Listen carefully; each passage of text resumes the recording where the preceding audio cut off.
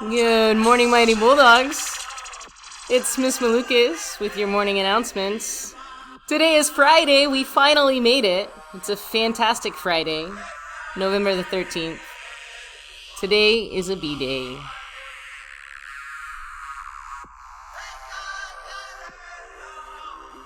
We are listening to A Tribe Called Red, continuing to honor Native Heritage Month for November.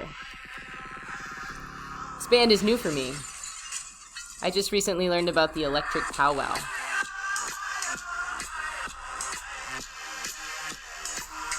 If you have time, it's an interesting YouTube search. Please get ready to join me for the Pledges of Allegiance.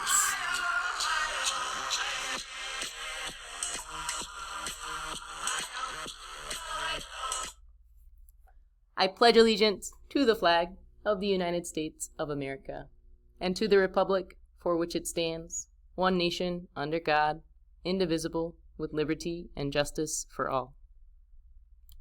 Now for the Texas flag. Honor the Texas flag. I pledge allegiance to the Texas, one state, under God, one and indivisible. Please remain standing or silent and respectful for an additional moment of silence.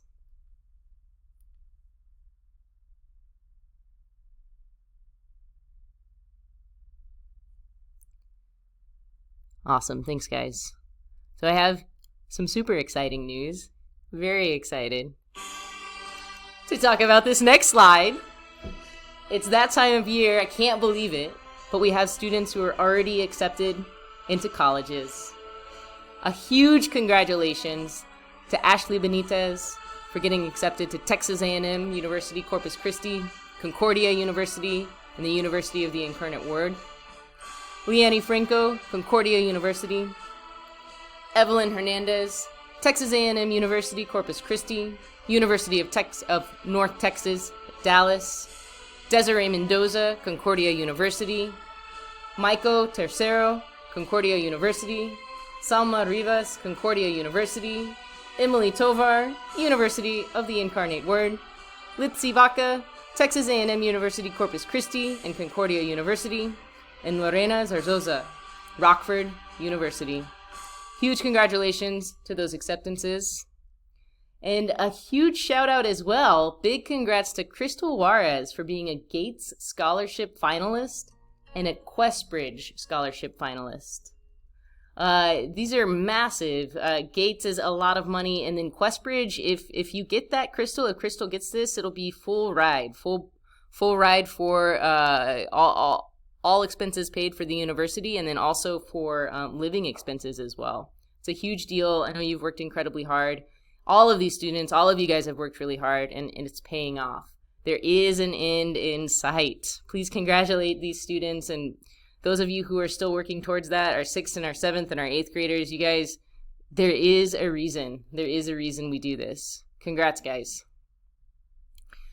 On to the birthdays. We have 2 birthdays to announce.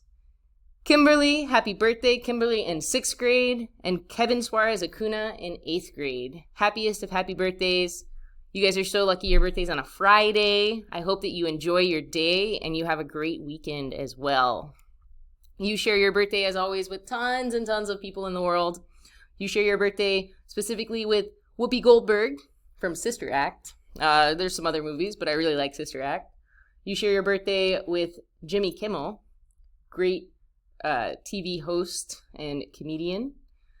And then you also share your birthday with Noah Hathaway from The Neverending Story. I think this movie may have been before your time, but it's worth looking up. It's a great movie. For this day in history, I thought this one was really interesting. I learned this today. But November 13th, 1953, call to ban Robin Hood in Indiana schools. I did not learn about this. Maybe you guys did, but I thought it was really interesting. On November 13th, 1953, during the height of the McCarthy era, Robin Hood and his band of merry outlaws made headlines. Mrs. Thomas J. White of the Indiana Textbook Commission called for a ban of Robin Hood in all school books for promoting communism, because he stole from the rich to give to the poor. As a Republican member of the commission, Mrs. Thomas J. White, who is never referenced by her first name, defended her position by stating that there is a communist directive in education now to stress the story of Robin Hood. They want to stress it because he robbed the rich and gave it to the poor. That's the communist line. It's just a smearing of law and order, and anything that disrupts law and order is their meat. In response to Mrs. White's attempts at censorship, as well as the larger McCarthy witch hunt it was part of, 5 students from Indiana University at Bloomington started the Green Feather Movement. The IU students, Bernard Bray, Mary Dawson, Edwin Knepper, Blas Davia, and Janine Carter, went to a local poultry farm and collected 6 large burlap sacks filled with chicken feathers, and took them to the basement of a nearby house, where they dyed them green to represent the one worn by Robin Hood. On March 1st, 1954, the students spread them throughout campus to protest censorship. Their activism was quite radical when viewed within the political climate of that time, when IU freshmen and sophomore men were still required to participate in ROTC, and according to a January 1954 Gallup poll, 50% of the country supported McCarthyism. The students were allegedly investigated by the FBI and disparaged in the local newspaper.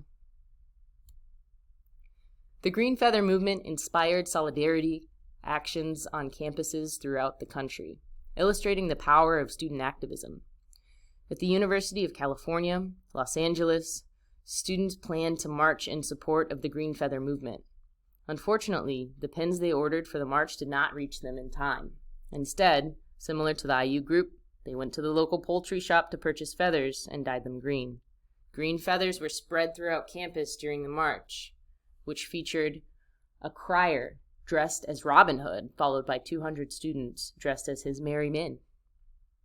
Thankfully, the attempt to censor Robin Hood failed. Although the Green Feather Movement lasted less than a year and concluded more than 50 years ago, we are still confronted with the same kinds of censorship in communities throughout the United States today. These displays of activism and solidarity were important challenges to the abusive power of McCarthyism. As students and teachers are faced with attempts to censor people's history, the Green Feather Movement inspires us to support the right to teach outside of the textbook.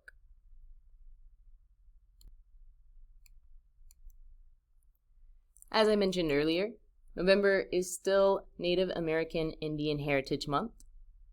Here's Deb Haaland again. I've already talked about her, but here's some more pictures from A Tribe Called Red, the band we heard at the start of the announcements. It's really good stuff. I'll have it on in the background, because why not?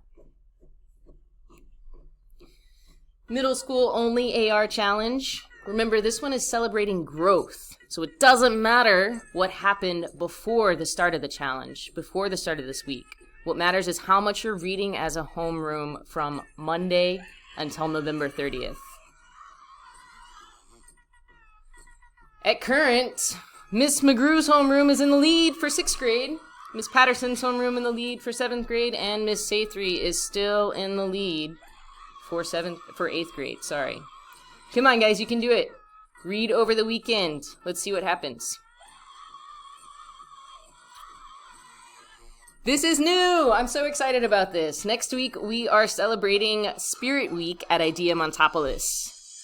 Next week, you can participate in Spirit Week by coming to school on Monday wearing fitness gear, on Tuesday wearing school colors, which are blue and yellow, on Wednesday as a twin, on Thursday something that represents Austin, And on Friday, a jersey or a shirt that represents your favorite sports team. This is really exciting. I'm looking forward to this. You can be out of uniform all week as long as you are participating in Spirit Week. If you're not participating in Spirit Week, if you're not dressing up in line with one of the appropriate day, you're expected to be in uniform. This should be fun. Participate. Here's an example of great participation for Spirit Day. This would have worked for Twin Day because we're all wearing the same team. And this also works for Friday because we're wearing the best sports jersey, the best team. Great example. That was a really solid team also. 8 is great. Track and field tryouts. Sign-ups began November 11th. The deadline to sign up is November 18th.